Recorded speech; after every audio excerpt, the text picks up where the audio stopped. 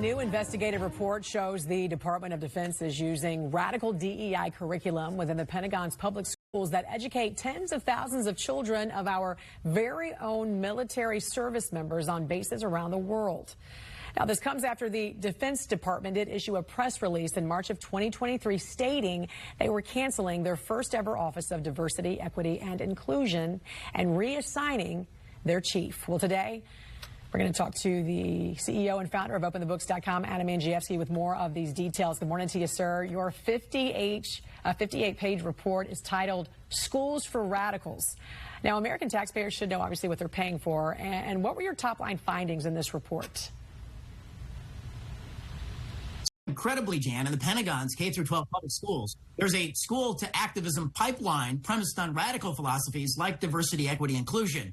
Here's what we found. We found that these schools are teaching things like they're rebuking capitalism, the patriarchy, quote-unquote, or even $millions of taxpayer money is being spent on diversity, equity, inclusion under any excuse. So a couple of years ago, for instance, they changed the academic standards in the classroom, and this was used as an excuse to inject more DEI into classroom teachings. Now, much of this, James, is cloaked still in secrecy. Yeah, I was looking at your report, and that was the one big asterisk that I saw here, that the secrecy is really the big problem here. Transparency is key, as we always know.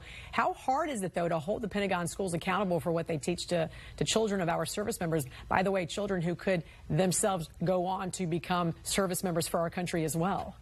Yeah, this is why it's particularly troubling. And there's a war at the Pentagon, and it's a war on transparency. They made the public announcement that they were canceling DEI, but what we found at OpenTheBooks.com is that they were driving the philosophy they do via a secret steering committee. When we filed a Federal Freedom of Information Act request to get the details like who, what, and what the impacts are, how they're doing this, it was virtually all redacted.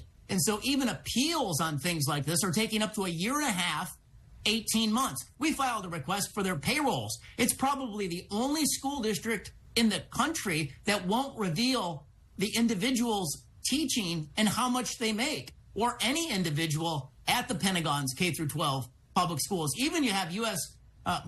congressmen, senators that cannot even get answers to their oversight letters. Much more needs to be done. Yeah, what did you find to be the most troubling aspects of your findings? So I think one of the, when big tech colludes with the Department of Defense on the mental health, quote unquote, of the students, I think this is an area that needs to be explored. We found evidence of daily mental health checks on every student within the system using Google technologies coupled up with a permanent database at the Department of Defense. The data is probably shared with Google. Google's not responding, and neither is the Pentagon on our request for more information. A relationship like this, for instance, in Denmark, has been canceled based on privacy concerns of the students. It's a permanent database. We've got, lots of other problems within this. Well, each year, the National Defense Authorization Act, which is the defense budget system itself. Each year, the National Defense Authorization Act, which is the defense budget, is debated and ultimately passed, as we know. This means any changes to the Pentagon's K-12 schools must be included in that budget. So, Adam, are you seeing any congressional impacts of your work at this point? Yeah, so last year, Elise Stefanik, she's the congresswoman out of New York. She authored the Patients' Bill of Rights, and that actually gave parents the opportunity to review curriculums, review education materials in the classroom, and also review the list of books in the library.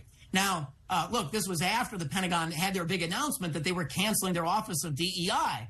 But now we know it drove it through the secret steering committee. So this year's NDAA actually would cancel the secret steering committee for DEI itself. And then obviously more needs to be done.